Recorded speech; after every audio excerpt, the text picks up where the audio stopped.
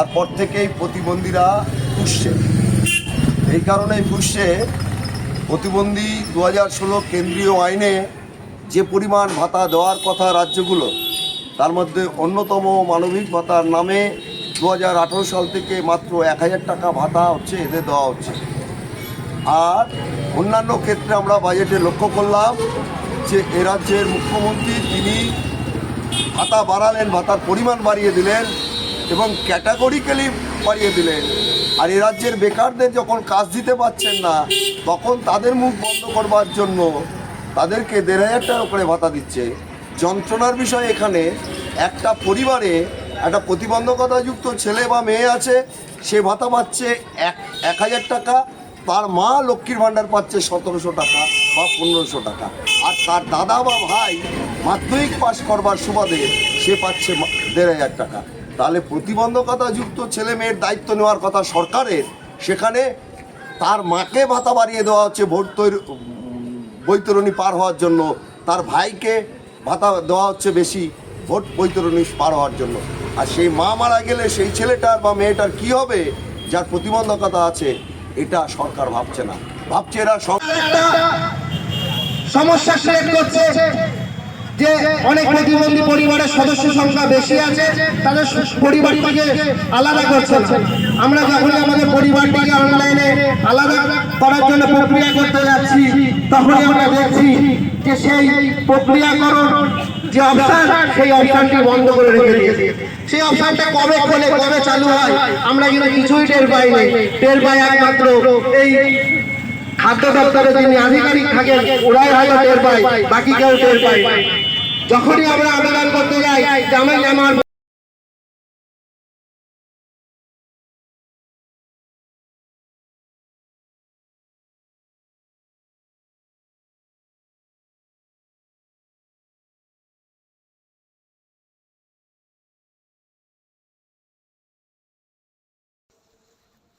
সুস্থ মহিলাদের লক্ষ্মীর ভাণ্ডার বৃদ্ধি হলো, সচেত যুবকরাও পেল বেকার ভাতা, অথচ বিশেষভাবে সক্ষম তার পরিবার হিসেবে 1000 টাকাতেই চালাবে।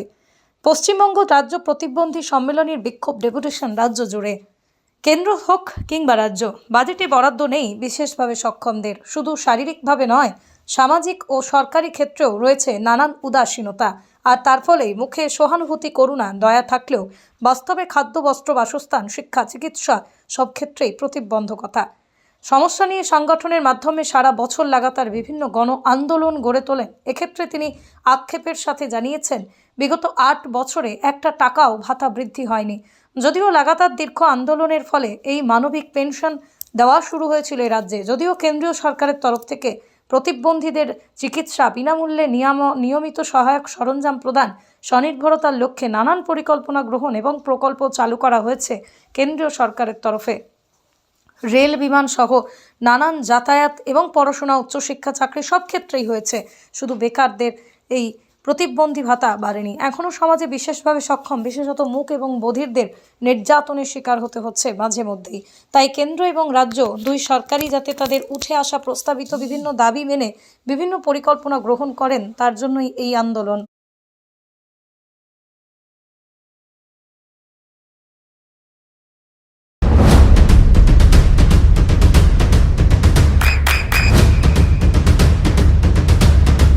বৃষ্টিতে স্বস্তি। বৃষ্টি অ্যাকোয়া, বিশুদ্ধ পানীয় জল। কি কারণে আপনাদের আজকে অবস্থান, বিক্ষোভ, ডেপুটেশন এবং কবে থেকে আরম্ভ হয়েছে, উদ্দেশ্য কি? আজকে শুধু নয়, অন্তর্বর্তীকালীন বাজেট যেদিন এ রাজ্যে পেশ হয়েছে, তারপর থেকেই প্রতিবন্ধীরা ফুসছে। এই কারণেই ফুসছে, প্রতিবন্ধী 2016 কেন্দ্রীয় আইনে যে পরিমাণ ভাতা দেওয়ার কথা রাজ্যগুলো, তার মধ্যে অন্যতম মানবিক ভাতার নামে 2018 সাল থেকে মাত্র 1000 টাকা ভাতা এদের দেওয়া হচ্ছে। আর অন্যান্য ক্ষেত্রে আমরা বাজেটে লক্ষ্য করলাম যে এ রাজ্যের মুখ্যমন্ত্রী তিনি ভাতা বাড়ালেন, ভাতার পরিমাণ বাড়িয়ে দিলেন এবং ক্যাটাগরিক্যালি বাড়িয়ে দিলেন। আর এ রাজ্যের বেকারদের যখন কাজ দিতে পারছেন না, তখন তাদের মুখ বন্ধ করবার জন্য তাদেরকে 1500 টাকা করে ভাতা দিচ্ছে।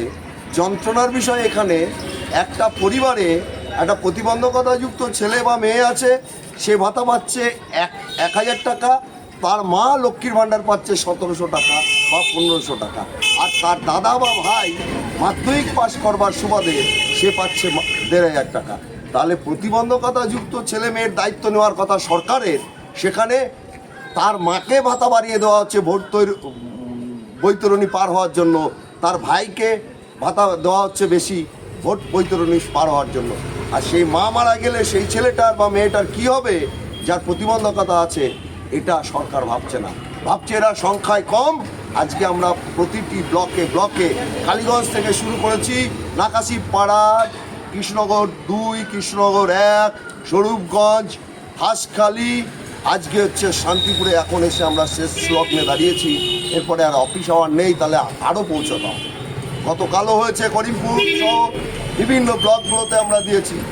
আমরা বলেছি ঈদের মধ্যেই ঘোষণা করতে হবে রাজ্য সরকারকে ন্যূনতম 6000 টাকা। শুধু ভাতা দিয়ে ক্ষান্ত থাকলে হবে না। প্রতিবন্ধী ছেলেমেয়েরা শিক্ষা চায়, শিক্ষিত হয়ে কি করবে? যে সকল ছেলেমেয়েরা যে পাশে আমার দাঁড়িয়ে আছে, এদের প্রত্যেকের কাছে ডিগ্রি আছে, সার্টিফিকেট আছে, কোথায় চাকরি? এদের কোথার চাকরি কোথায়? কোনো হদিশ নেই। এরা ইচ্ছা করলেও ভালো স্কিল ডেভেলপমেন্টের জন্য কোনো ট্রেনিং করতে পারেনি, কারণ সচরাচর পাওয়া যায়নি। শিক্ষা খাতে বরাদ্দ নেই। প্রতিবন্ধীদের জন্য বিশেষ বরাদ্দ থাকার কথা ছিল। ছোট ছোট ইনস্টিটিউশন প্রতিটি ব্লক এলাকাতে, প্রতিটি মিউনিসিপ্যালিটিতে একটা করে যদি হতো, এখান থেকে একজন ব্লাইন্ডকে তাকে যেতে হচ্ছে হয় নবদ্বীপ এপিসি ব্লাইন্ড স্কুলে, অথবা হুগলিতে চলে যেতে হচ্ছে, কলকাতায় যেতে হচ্ছে, লোকালে কোথাও নেই। মা বাবা খরচ করতে পারছে না, কী করে হবে তাদের শিক্ষা? ফলে এইসব দাবি আমরা দীর্ঘদিন ধরে আমাদের পশ্চিমবঙ্গ রাজ্য প্রতিবন্ধী সম্মিলনী স্রষ্টা, যার মস্তিষ্ক প্রসূত, এটা মাননীয় কান্তি গাঙ্গুলির নেতৃত্বে আমরা লড়াই আন্দোলন করি। সমস্ত উন্নয়ন আধিকারিকরা কি বলছেন যেখানে দেখলেন তারা? আধিকারিকরা সরকারের নিয়মেই চলবার চেষ্টা করছে। তারা বলছে আসুন, চেয়ার দেবো, আসুন, লোকালি যে সমস্যাগুলো আছে সেগুলো আমরা সমাধান করবার চেষ্টা করব।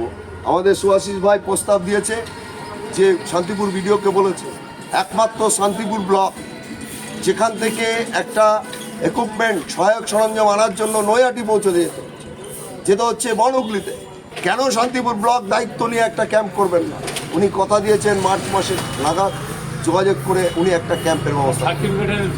যদি না হয় আমরা আরও বৃহত্তরে আন্দোলনে যাব, এবং শুধু এটা শান্তিপুর নয়, কৃষ্ণনগর নয়, নদিয়া নয়, গোটা রাজ্যে এটা ঝাঁপিয়ে পড়বে।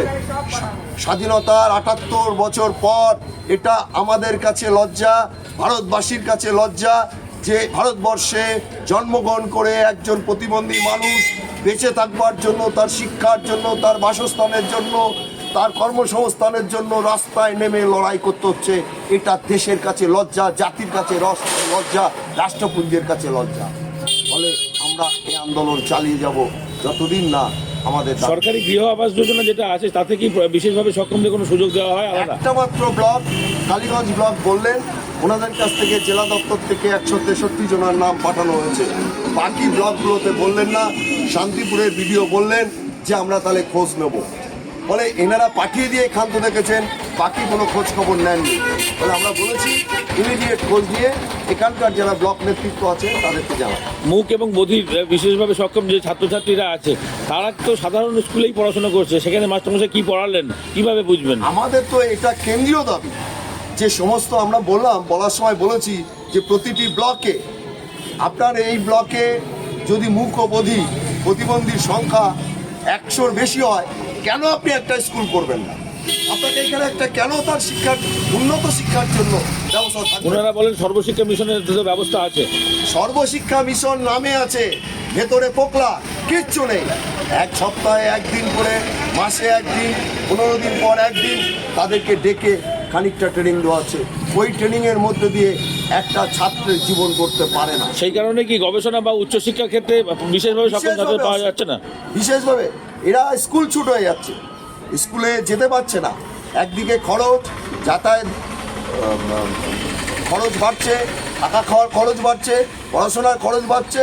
ফলে প্রতিবন্ধী বলে সাধারণ মানুষের মুখে অনেক শোনা যায়, এরা অনেক সুবিধা পায়, আদতে এদেরকে সরকার কোনো সুবিধা দিচ্ছে না।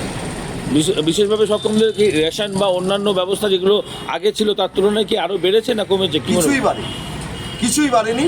আমরা দাবি করেছি, উনি বলেছেন দেখবেন। অন্তর্দয় অন্নপূর্ণা কার্ডের জন্য আমরা দাবি করেছি, উনি অনলাইনে ফর্ম ফিল আপ করতে বলেছেন, হার্ড কপি জমা দিতে বলেছেন, উনি সুপারিশ পাঠাবেন, এ কথা আমাদের। আচ্ছা, তো আর কম্পিউটার বা অন্যান্য শেখার ক্ষেত্রে সমস্ত শিক্ষার্থী, নট অনলি কম্পিউটার, ITI থেকে শুরু করে, আমি কৃষ্ণনগরে আসুন, কৃষ্ণনগরে একটি মেয়ে এবার তার সেরিব্রাল পলসি, সে হচ্ছে ডাক্তারি চান্স পেয়েছে জয়েন্ট দিয়ে, তার ভর্তি নিয়েও সমস্যা হলেও পরে আমরা সমস্যা লড়াই করে কাটিয়েছি, সে ডাক্তারি ভর্তি হয়েছে, PhD করছে আপনাদের শান্তিপুরে। পিয়াসা নেট পাস করার পর কি হলো তার? সরকার দায়িত্ব নেবে না? আজকে 2 বছর হয়ে গেল, শুধু তাকে সম্বর্ধনা দিয়ে ক্ষান্ত থাকলো। কেন তার চাকরির ব্যবস্থা হবে না? ফলে আমরা এটা বলেছি, উচ্চশিক্ষার ক্ষেত্রে যারা আগ্রহী এদেরকে আরও আগ্রহ প্রদান করতে হবে, শিশুকাল থেকে আগ্রহ দিতে হবে, মা বাবাদের মধ্যে অ্যাওয়ারনেসের ব্যবস্থা করতে হবে এবং তাদেরকে সুষ্ঠু শিক্ষা এবং আধুনিক শিক্ষার জন্য যা যা করা দরকার। প্রতিবন্ধকতার পার্সেন্টেজ অনুযায়ী এই রাজ্যে কত বা একটা পরিসংখ্যান করা হয়েছে কি? না, সেরকম নেই। আমাদের কাছে যা খবর আছে, প্রায় 2 লক্ষের কাছাকাছি আমাদের রাজ্যে প্রতিবন্ধীর সংখ্যা আছে। সেটা কি ক্রমশ উত্তরোত্তর বৃদ্ধি পাচ্ছে বিভিন্ন দুর্ঘটনা বা শারীরিক অসুস্থতার জন্য? অবশ্যই অবশ্যই অবশ্যই, তবে আগের থেকে অনেকটাই সচেতন হয়েছে।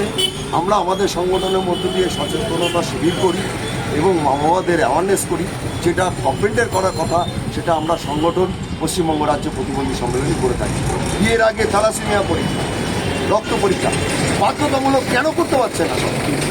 আমরা সংগঠনের পক্ষ থেকে প্রচার করছি, অ্যাওয়ারনেস বলে করতে হবে। এটা হচ্ছে আমরা। আপনার নাম, পরিচয়? আমার নাম বিকাশ মল্লিক। নদিয়ার সবথেকে বড় English medium school JRS public school প্রায় 35 বিঘা জমির ওপর গড়ে উঠেছে বিশাল ক্যাম্পাস। নার্সারি থেকে শুরু করে উচ্চ মাধ্যমিক, ITI college, law college, B Ed college, ভর্তি চলছে জেআরএস পাবলিক। ব্যালকনি বা সিঁড়ির রেলিং, মডিউলার কিচেন বা ড্রয়িং রুম, এক কথায় আপনার স্বপ্নের বাড়িকে করে তুলুন আরো সুন্দর। Chakdah ply centre, gorgeous look বা কোয়ালিটি সবে 3 নম্বর 1 Chakdah ply centre. Chakdah ply centre, KBM, Chakdah, Nadia. করবেন কেন করবেন বুঝতে পারছেন না তো? সঠিক গাইডলাইন পেতে আজই আসুন নদিয়ার চাকদাতে নিবেদিতা প্রাইভেট লিমিটেডে। Nivedita private limited, marketing and distribution service. Chakdaha aluminium centre, ply, কাঁচ, laminates, kitchen fittings, door lock, window ও অ্যালুমিনিয়ামের খুচরো ও পাইকারি বিক্রেতা। চাকদা অ্যালুমিনিয়াম সেন্টার, পূর্বলালপুর 50 নম্বর রেলগেটের পাশে, চাকদা, নদিয়া। হোমওয়ার্কটা করেছো? হ্যাঁ স্যার। এ বাবা, ভুল করেছো কেন? চোখে কেমন ঝাপসা দেখছি, লিখতে আর পড়তে খুব সমস্যা হচ্ছে।